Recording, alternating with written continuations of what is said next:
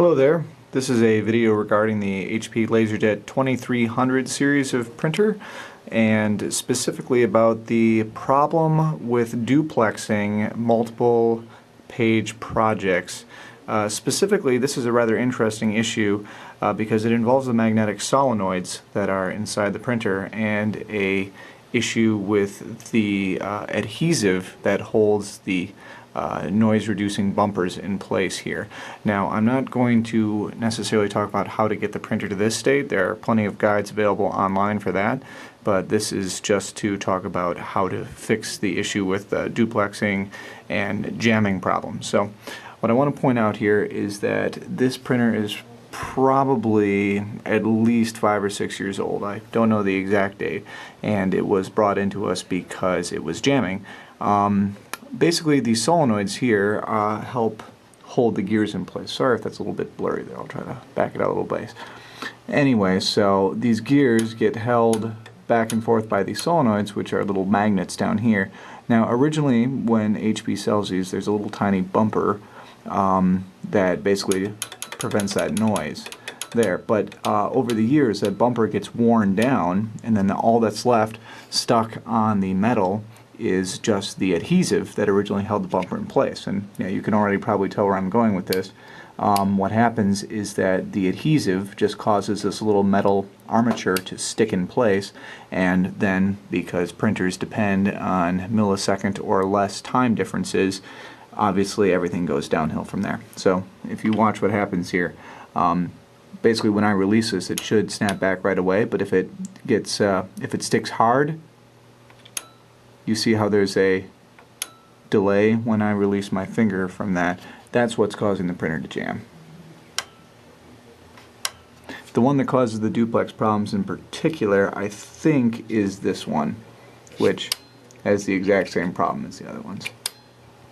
So, we have to remove those solenoids. Once you have the solenoid removed, just one screw down there should do it.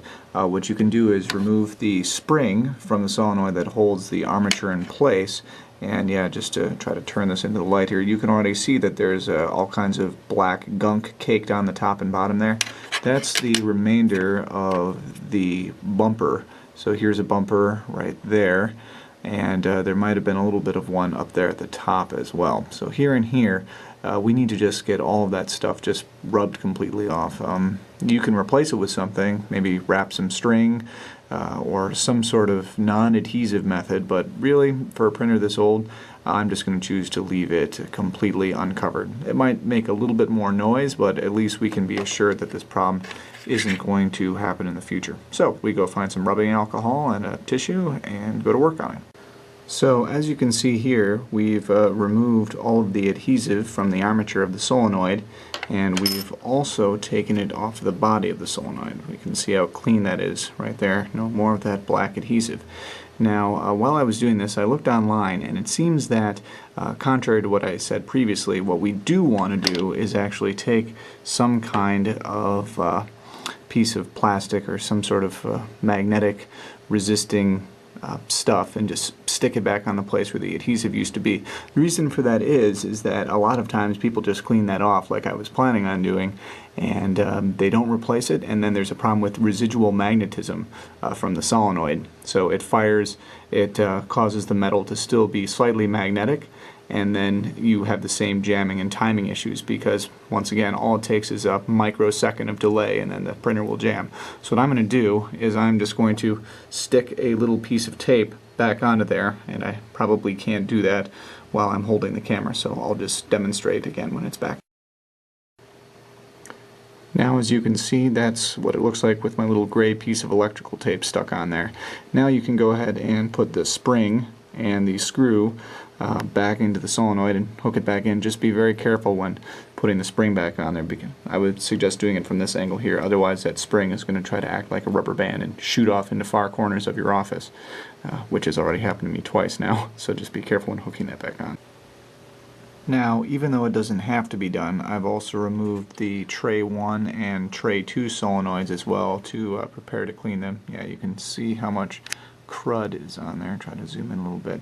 Yeah, that brown patch there, that's what is on all the solenoids, and that's what you need to remove because it gets really sticky with use. It doesn't feel as bad as the duplexer one was.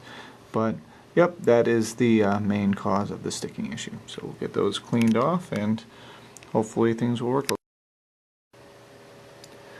Once you've taken care of the other two solenoids for tray 1 and tray 2, right before you put it back on, go on and give it a try. You should be able to press on the armature really hard and still not have it stick at all.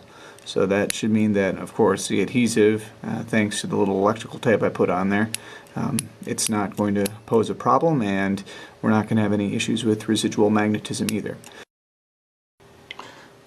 By the way, if anybody knows where this part goes to, I think it fell off of the network card box at some point, so I don't think it's anything important, but if you know where it goes, please let me know. Thanks.